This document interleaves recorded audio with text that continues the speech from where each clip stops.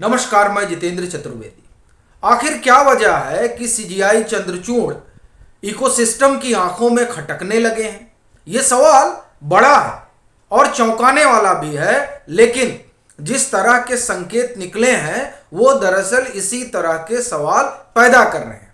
और फिर यह भी प्रश्न खड़ा हो रहा है कि कहीं इसका कारण 370 तो नहीं है, क्योंकि उसे लेकर खूब अभियान चलाया गया। लेकिन अब सीजीआई की अगुवाई में जो संविधान पीठ बैठी है वो जिस तरह के सवाल खड़े कर रही है और जिस तरह से कपिल सिब्बल हो या गोपाल सुब्रमण्यम हो उन्हें निरुत्तर कर दे रही है, क्या वो इकोसिस्टम को अब खटकने लगा है, या फिर ज्ञानवापी पर जिस तरीके से जो सर्वे है उस पर रोक ना लगाकर बल्कि उस दिशा में सुप्रीम कोर्ट आगे बढ़ गया कि नहीं, ज्ञानव्यापी का सर्वे होना चाहिए ताकि इससे जो सच है वो सामने आए।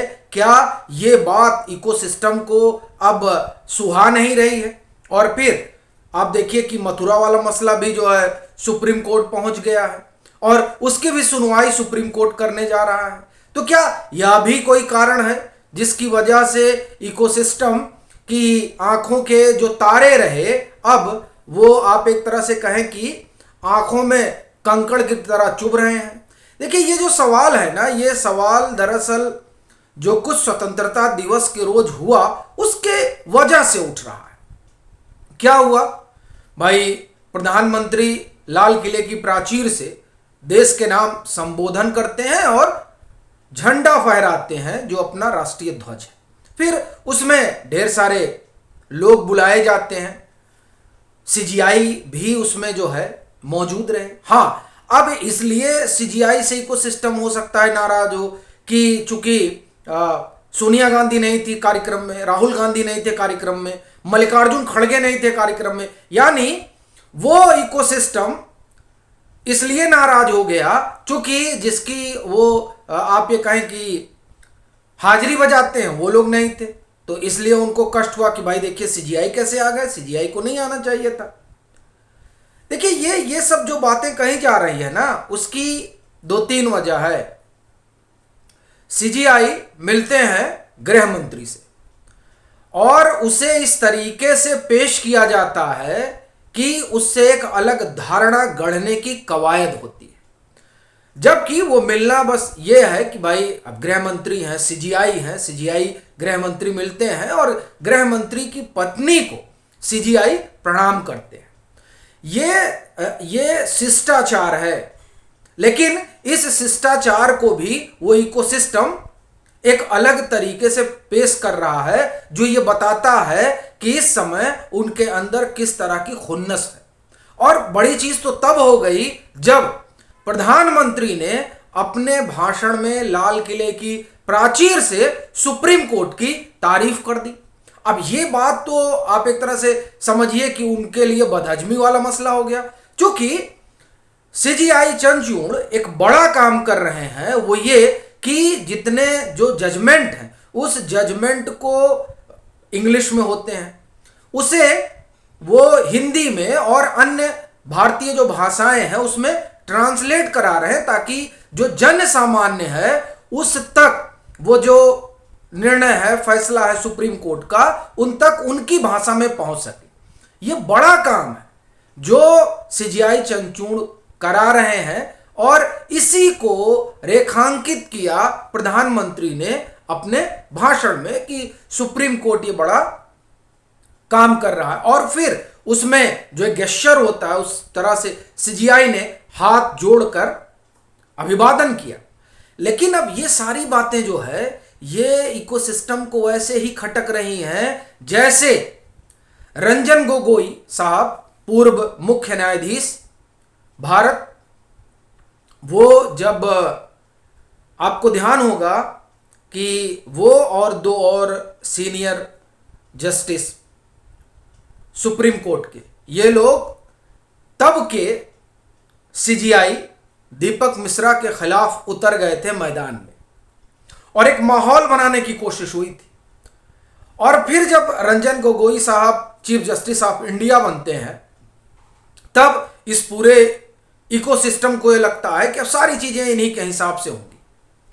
लेकिन मामला तो उल्टा पड़ गया। फिर वो चाहे राम मंदिर का मसला रहा हो और चाहे राफेल का मसला रहा हो, दोनों ही दांव जो है ये इनको उल्टा पड़ गया। और जब उल्टा पड़ता है इनको दिखा, तो अब आप देखिए किस तरीके से Ranjan Gogoi ex chief justice of India के पीछे पड़ गया था पूरा इकोसिस्टम। ये हाल था। क्यों? क्योंकि जो इकोसिस्टम का एजेंडा था, उस एजेंडे से इतर और जो संविधान सम्मत था उस पर एक्स-सीजीआई रंजन गोगोई साहब काम करने लगे। और ये बात इकोसिस्टम को नागवार गुजरी, क्योंकि उनको तो ये लगा था कि साहब ये तो एजेंडा चलाएंगे हमारा और हम जिस तरीके से चाह रहे हैं उस तरीके से काम होगा। लेकिन जब नहीं हुआ तब उनके खिलाफ हो गया पूरा इकोसिस्टम। दीपक मिश्रा एक्स-सीजीआई, आपको याद होगा किस तरीके से उनके खिलाफ मुहिम छेड़ दी गई थी। दरअसल ये सब इसलिए हुआ चूंकि मैं जितने एक्स-सीजीआई का नाम आपको बताया, फिर वो चाहे दीपक मिश्रा साहब हो और चाहे रंजन गोगोई साहब, ये लोग चूंकि जो संविधान है और सुप्रीम कोर्ट को संविधान का संरक्षक कहा जाता है, यही उनकी भूमिका ही है, वो व्याख्या करते हैं संविधान की। तो जो संविधान सम्मत है, जो यहां की आवाम चाहती है, उस तरीके का जब निर्णय सुप्रीम कोर्ट के एक्स-सीजीआई देने लगे तो उनके लिए इकोसिस्टम ने अपना, आप ये कहें कि मुख घुमा लिया कि नहीं नहीं नहीं, अब तो आपके खिलाफ ही चला जाएगा। क्या कुछ उसी तरीके का अभियान आज चलाने की कोशिश नहीं हुई सीजीआई चंद्रचूड़ के खिलाफ? और ये इसलिए कह रहा हूं क्योंकि आप ट्विटर पर देखिए किस तरह की तस्वीरें लेकर आई गई।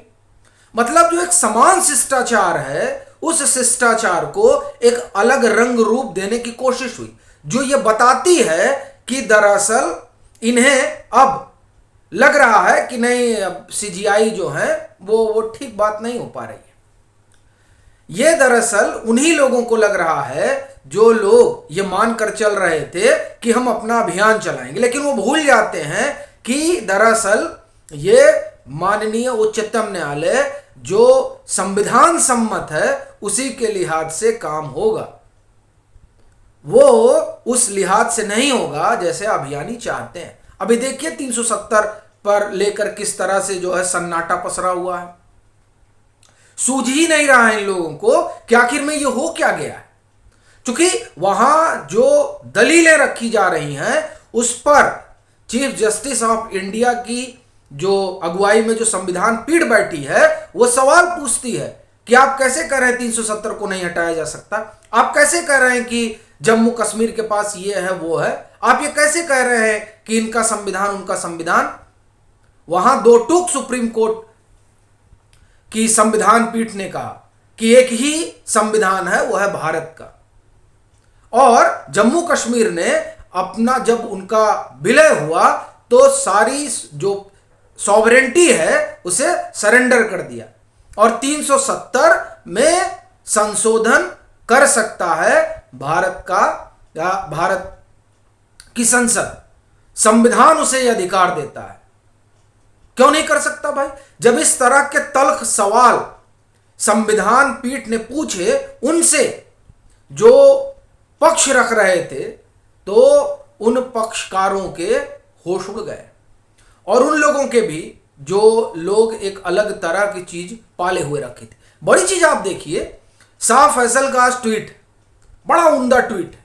उन्होंने लिखा कि मतलब जिस तरीके से कश्मीर में स्वतंत्रता दिवस मनाया जा रहा है और इतना उल्लास, इतना आनंद, वो कहते हैं कि स्वतंत्रता दिवस इस तरीके से मनाया भी जा सकता है और वो भी तिरंगे की अगुवाई में। ये किसने सोचा था? इस तरह का माहौल अब घाटी में बन गया है। लेकिन अब ये जो बदलाव है, ये बदलाव बर्दाश्त नहीं हो रहा है और पूरे इकोसिस्टम को इस बात का डर भी सता रहा है कि कहीं ऐसा ना हो कि वैसा हो जाए, और वैसा हो जाए तो इनकी राजनीति का क्या होगा। तो इन लोगों ने अपना रंग दिखाना शुरू कर दिया। लग तो ऐसे ही रहा, जैसे देखिए फेक पोस्ट वाला मसला था जिस पर सुप्रीम कोर्ट ने बाकायदे विज्ञप्ति जारी कर बताया कि नहीं, ये चीफ जस्टिस ऑफ इंडिया का कोई इस तरह का बयान नहीं है। तो ये कौन है जो इस तरह का अभियान चला रहा है, यह भी एक सवाल है। लेकिन एक चीज तो अब दिखाई दे रही है, वो ये कि सीजीआई क्या वाकई में अब इनकी आंखों में खटकने लगे हैं जो इकोसिस्टम के लोग हैं। आप क्या सोचते हैं, ज़रूर इसका जवाब दीजिएगा और खूब शेयर कीजिए। बाकी आपके जो सुझाव हैं वो अभी साझा कीजिए।